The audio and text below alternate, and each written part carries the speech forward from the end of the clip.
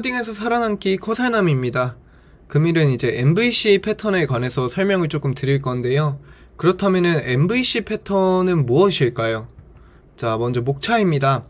첫 번째로 MVC 패턴이란 무엇인지 한번 알아보는 시간 되겠고요. 두 번째로는 MVC 패턴을 사용해야 하는 이유, 세 번째는 MVC 패턴의 예시, 네 번째로 질의응답 받고 끝내도록 하겠습니다.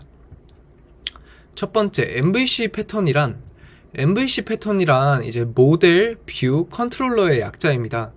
이게 개발을 할 때 모듈을 분리하여 효율적으로 어플리케이션을 개발하고 유지보수하기 위해서 사용됩니다.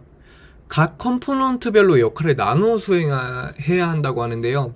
이게 어떠한 역할을 수행하는지 이해하는 것이 굉장히 중요한데, 각 컴포넌트별로 역할을 나누어 수행한다는 뜻은 보시면은 모델, 뷰, 컨트롤러 이렇게 있죠? 그럼 이 모델, 뷰, 컨트롤러가 각각의 컴포넌트고요. 이 모델, 뷰, 컨트롤러가 각각의 역할이 다 달라요.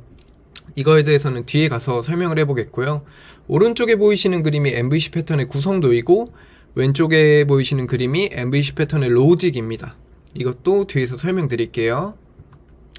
자, 그러면은 각각의 컴포넌트별로 하는 특징을 알아봐야겠죠? 먼저 이제 모델에서는요, 첫 번째로 이 어플리케이션이 무엇을 할지 정의하고 있고요. 두 번째로 내부 비즈니스 로직을 처리하고, 세 번째로 이제 사용자가 입력한 데이터나 사용자에게 출력할 데이터를 다룹니다. 뷰는 사용자에게 화면 UI로 보여주는 거예요. 그러니까 우리가 눈으로 어떠한 웹사이트를 볼 때 그게 직접적으로 보여주는 거는 뷰랑 관련이 있는 거예요. 그리고 모델이 처리한 데이터나 작업 결과를 가지고 출력할 화면을 만든다.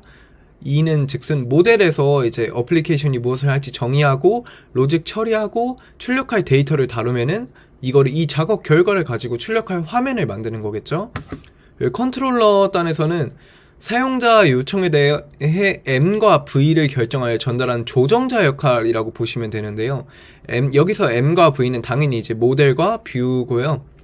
그리고 이제 모델이 데이터를 어떻게 처리할지 알려주는 역할을 하고 있습니다. MVC 패턴을 구성하는 데 이제 있어서 주의사항을 몇 가지 말씀드리면, 모델에서는 이제 사용자가 편집하길 원하는 모든 데이터를 가지고 있어야 하고요. 그리고 뷰나 컨트롤러에 대해서 어떠한 정보도 알지 말아야 합니다. 그리고 변경이 일어나면 변경 통지에 대한 처리 방법을 구현해야 하고요. 그리고 컨트롤러에는 모델이나 뷰에 대해서 알고 있어야 한다예요. 모델은 뷰나 컨트롤러에 대해서 어떠한 정보도 알지 말아야 하는데, 컨트롤러는 왜 모델이나 뷰에 대해서 알고 있어야 할까요?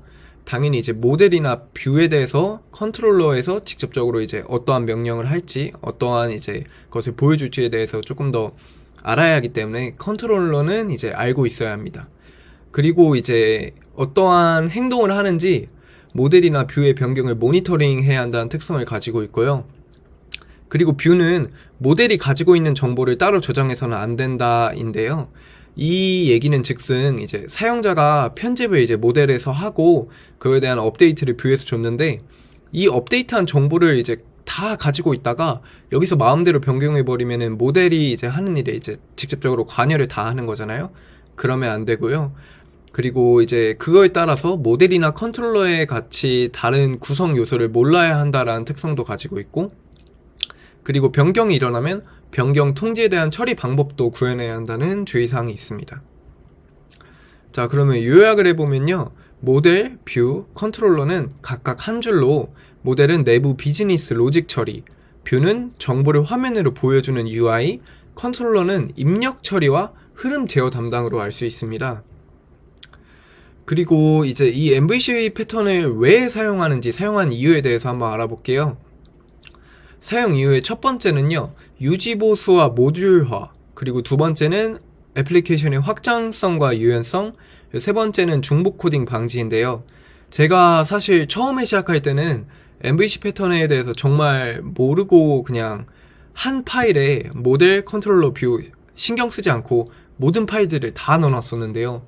정말 이게 눈으로 보기에도 그렇고 유연성도 없고, 그리고 이게 중복 코딩이라는 것도 진짜 엄청나게 무섭거든요.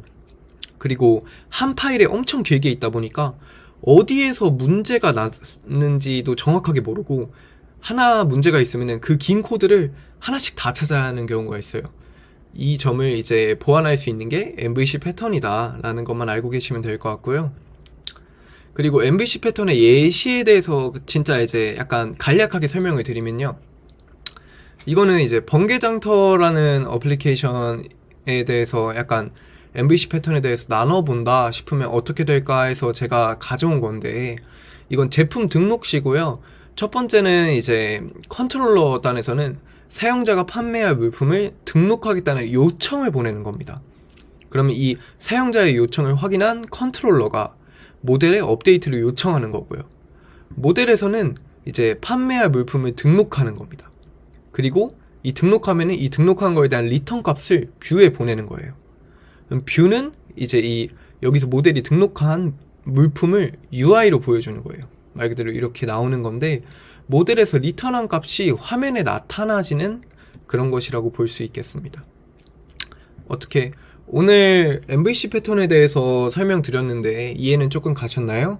만약에 이제 이해가 안 가시는 거나 궁금한 점이 있으시면은 댓글 남겨주시면은 제가 바로바로 답변 해드리도록 하겠습니다. 네, 오늘 이제 여기까지 해보겠습니다. 코딩에서 살아남기 코살남이었습니다. 감사합니다.